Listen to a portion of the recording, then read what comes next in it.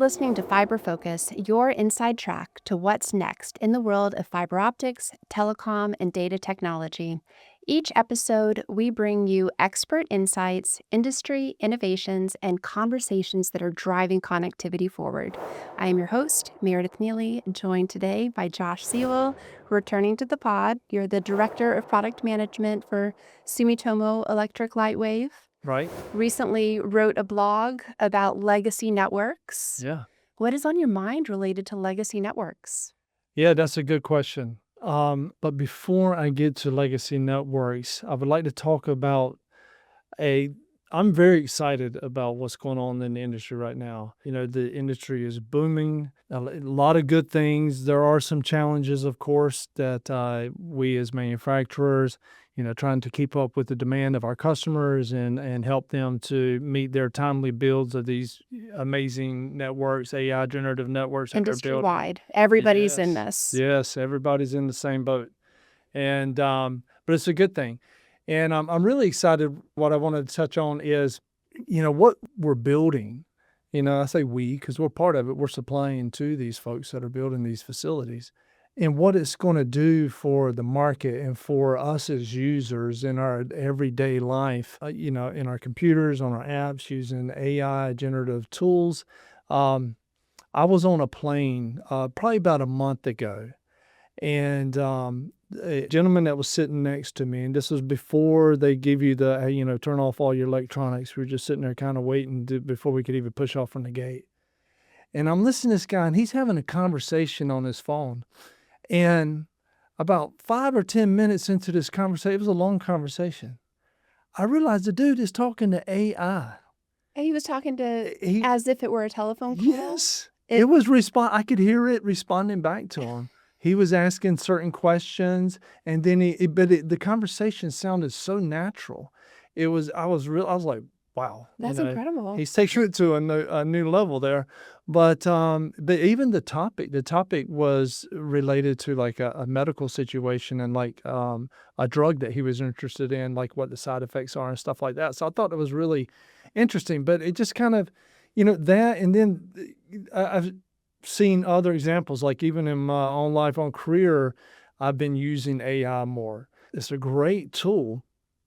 And so I'm really excited about that and about these new networks that are being built to take it even further. But I've got concern at the same time, and that's where the legacy networks come into play. There's still, we've been building networks for a long time. And there are a lot of what I call legacy networks. Right. And these networks they're not suited to accommodate what AI, 5G edge, the continuing expansion of the Internet of Things, and this video data, augmented reality, virtual reality. There's a lot of bandwidth that is being pushed, downstream and needs to go back upstream. And legacy networks that, as they exist today, are just not situated and ready to accommodate it. And it's going to create a lot of challenges and, problems if we don't do something, folks don't do something about it. And that's kind of what, is on my mind and, what I want to talk about today. So talking about legacy networks takes me back to the days when the dark fiber was how we were, quote unquote, future proofing, and makes me wonder, dark fiber, is there such a thing anymore? Are there still dark fibers in the ground even? Right. Well, there are. But the question begs is it time to light them up, to be able to meet and deliver the bandwidth that is required. But that's a good, thing to look at. So like dark fiber, other components of the legacy network, why is it a holdback? What is the impact to, the AI networks? And I apologize, I usually don't bring in cheat sheets, but there's so many numbers in here. I wanted to make sure I got them right. So I did some research and I looked at a couple of reports out there. Ericsson Mobility Report is talking about mobile data traffic is going to grow 17% year over year through 2030. And that's significant. Nokia Global Network Traffic Report It says that mobile traffic is going to grow 6 to 9x. It's going to go from 120 exabytes a month all the way up to over 1100. That's closer to like the 10x, 1100 exabytes a month by 2033. So within the 10-year time frame. That's insane. And WAN traffic is going to go as high as 6,600 exabytes per month by 2033. I mean, and the things that are driving that, again, it's the AI, it's 5G at the edge, it's these augmented realities, virtual realities, all this video driven. I mean, there's so much video traffic now. It's like when people on their phone and they're scrolling, about everything they scroll through is some kind of video related app, or on their computer or on their TVs at home. Those are the things that are driving that. And so it's not stopping. It ain't slowing down. I mean, it's just going to expand. So the problem is, if you're trying to run that over the legacy networks, here are the issues that you run into. I mean, and folks can do the research themselves and see the same results. And not even just doing the research, they're probably already hearing it. I mean, how many times do you hear, it was just a couple of weeks ago that Amazon's site went down? These crashes that these large data centers and not just the data centers, but basically almost anyone that's having a network and doing anything substantial over it, they're seeing these downtimes, these crashes of their network, and a lot of that is due to the current construction of it, which is what I call legacy, is not suited to handle this bandwidth, this data that is trying to be transported, communicated downstream, upstream. So you've got those crashes. And then you've got, in order to try and prevent the crash, you've got all the maintenance that goes into it. Companies are spending, IT is spending upwards of 80% of their time and budget on maintenance.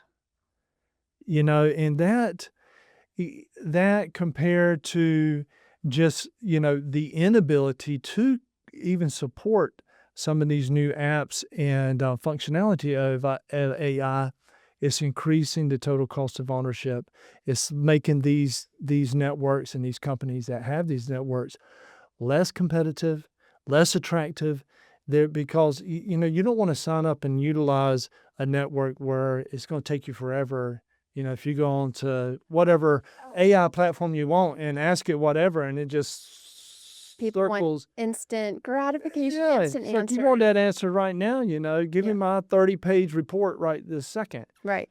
So that's the impact. Downtime, really just can't support it. It's eating up more of your budget. It's increasing your total cost of ownership, but it's decreasing your revenues and your profits because you're just not competitive and you're not, you're not really meeting the expectations of your customers with these types of networks.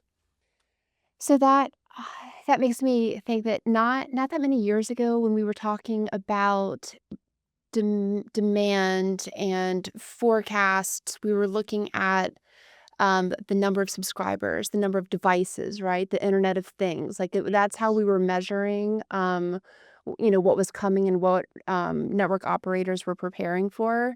And now, this conversation with you, it's not so much like how many people, how many devices, but what bandwidth hogs are Yeah, each person. the application, how, oh gosh, what are the words I'm looking for here? Like how immense the amount of information data that needs to travel through these networks, legacy or otherwise. Right, because I've always said, one thing leads to another, and I love that song from the 80s. And that has been so true. I've been in this industry for over 30 years, and I have seen so many things change. I remember when I first started working in here, we had like a PC 486, and we thought, wow, man, that's it. Can it get any better than that? But but look how far we've come, and it's like every big build just basically what it does is it lays the groundwork for us to be able to do more, and when we do more, then we want more, we expect more. And so it's like, hey, now I can do this app that I never even thought of, 10, 15 years ago. But now this thing, look how powerful this is. I mean, 10 years ago, I didn't do all my Christmas shopping on Amazon, Right. but it's like, that's the way it is. I don't even think about going to the store anymore. Thank God I don't want to. But it's like we're sitting at this data buffet. Mhm. And so we as individuals, as companies, it's just as a society, we're pushing this demand. And, and the industry knows it. And so they're trying to prepare for it, get ahead of it as much as they can. Mhm. So we've got to take a hard look at these legacy networks. What's an owner or operator of a legacy network to do? Do they have time to prepare for where we are? Right. That's a good question. Um, is there enough time? Yes, there is, but there's no time to delay. We've got to take advantage of every, second moment, first be aware that, hey, the network that I've got or what I'm deploying is not going to be sufficient to handle what's coming and what's soon to come. I mean, in these things I was talking about, these growth rates, I mean, they're happening quickly. And so, you know, you have these thoughts out there. You're like, hey, well, it worked today. It ain't broken. Don't fix it. It got me. It took care of business today. Well, that's very short-sighted. That'll get you today. Tomorrow is just a couple hours away. So is it going to cover that? And so we can't have that short-sighted thinking about it. And then the other is like, well, maybe I just patch it. I just patch it as I need to. And that's not even maintaining. It's expensive. It's a Band-Aid approach. It's hard to keep up with, and it's very inefficient. So there is time, but we've got to make the decision that, okay, we're going to take significant and proactive. We got to switch to a proactive thought process on how we're going to improve our networks. Our current networks that we have that, we consider quote unquote legacy, but even in our new builds, how we're going to do things differently to make sure that we can meet the demands that is coming, whether we like it or not, is coming. The time is now, but not in a reactive way, in a strategic way, right? Because Exactly. we still need to be ready for what's next. Right. Next. Exactly. And so some of those strategic things that they can be doing, first, do an audit of your current network. Look at the bandwidths that you can support now. Test your network. Look at all the optical performance of it. And, I'm specifically talking about the passive optical network. What can it support today? And is it up to snuff to be able to support anything in the future? And likely you're going to find, okay, it's insufficient for what's coming. Because if your network was deploying like 144 up to 288 fibers, and then you're thinking AI traffic is going to come over that, or you're going to be any part of any kind of AI processing, which requires you're not dealing with CPUs anymore. Now we're dealing with GPUs, and you still have to do that parallelism in your communication or the optical traffic. And so it requires a lot more fiber. Like 10x? Well, not quite 10x, but I mean, it's kind of looking like that because they're building out so much. But on the networks, it's at least 2 to 3x, probably around 5x at least. And some people may say, no, I need 10x.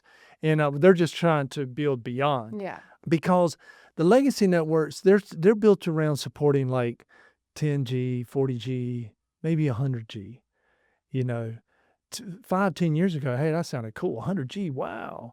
Yeah. But if you can't support 400G, 800G today and be ready to support over a terabit, like 1.6 terabit within a short period of time, definitely by the time we hit to 2030, then your network is insufficient. And so look at that. And there, dark fiber. Do you have dark fiber that's available? Now's the time. Light it up. Yeah. Look at DWDM technology so that you can get more out of your fiber optic pathway. I mean, there's things that you can like 50G PON. There's things that you can deploy to increase the output of current types of infrastructure that you have. But then as you look, okay, all right, so here are some things I can do now within like maybe 3 to 6 months. So take those actions now. And then beyond that, start looking, okay, new builds, what I need to expand into. I need to look at preterm solutions, but let's do higher. Let's go 576 up to 3456 in the fiber count, even higher. So those are some things that you can look at. And then get away from the MPO 8, MPO 12, the LC connectors. If you're installing an MPO 8, MPO 12 LC connector and you're installing that today, you are today installing a legacy network. Oh, wow. Legacy is that close. Yeah. We think legacy network, that was 10 years ago. No, if you're installing the wrong thing today and not enough fiber count, you right now are installing an antique. Oh my gosh, that just makes me think like, next gen, that phrase is a moving target, emerging technologies is a moving target, evolving is a moving target, and like legacy too, like that has been redefined. Like that, we're not talking about networks of the 80s. Like when we talk legacy, we're talking about if you're using, like 5-year-old, like. Yeah. It's like usually there's a slower transition from one technology to another, and you've got time, maybe years or whatever. This is totally like blown away everything I've ever thought of in terms of how much time you have to go from, one type of innovation or technology improvement to another. And so we got the very small form factor connectors. They just came out just not too long ago. But you need to be using those now. Otherwise, you're going to have, if you're using the larger form fit connectors, you're going to have larger hardware in your facility. That's going to take up more space. It's going to require more heating and cooling, which is going to increase your operating costs. It's going to increase your total cost of operations or ownership, right? And so we don't want that. Make that move to the VSFF type solutions like the MMCs, the MDCs, those things that you can get, exponentially increase your density, like 3x using an MDC versus an LC connector, and even more than that, potentially using higher count ferrule ports on a MMC like a 16 or 32. And then a lot of things is now truly moving to 8 base type, which makes sense when you're talking about 400G, 800G, 1.6 terabit. That's all driven by that type of parallelism. So make those migrations. Go ahead and decide today that that's the way, for what I'm building. That's how you prepare for, today and even a little bit ahead what's coming. But then the other things is these network builders today, they're so far ahead of us. Yeah.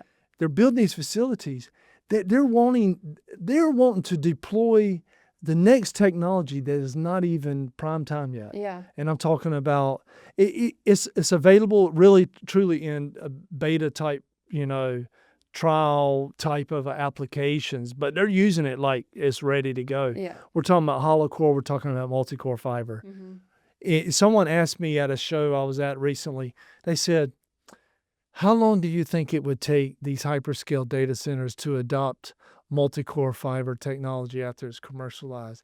I said, what? I said, if it was, I said, they're waiting on us. Well, it's not going to be us waiting on them. They're waiting on us. If we had that today, our problem would be, can we make enough of it? Right. Because it's not just making the technology work in the lab, right? It's like everything that goes with it. Right. How do you terminate it? Exactly. Yeah. How do you terminate it? What do you have the fan in, fan out? Really, and that's going to be like the first phase of it. But they're going to want to get away from that really quick and be like, no, give me transceivers that have multi-core ferrule, receivers. Yeah. That's what was that integrated? What do we call that? Integrated? Yeah. Well, I guess it's like a whole, complete end-to-end integration. Yeah. Right. So, Oh my gosh. It is a very exciting time in the yes, industry. yes, it is. A lot going on. Thank you for taking time away from the work that you do to sit down and chat with me about it. Yeah. And Thank you for having me again. of course, Enjoy it. anytime, all the time. That's it for this episode of Fiber Focus. Stay connected with us for future discussions about fiber optics, telecom, and data centers, and all things related to the industry. And until next time, stay focused.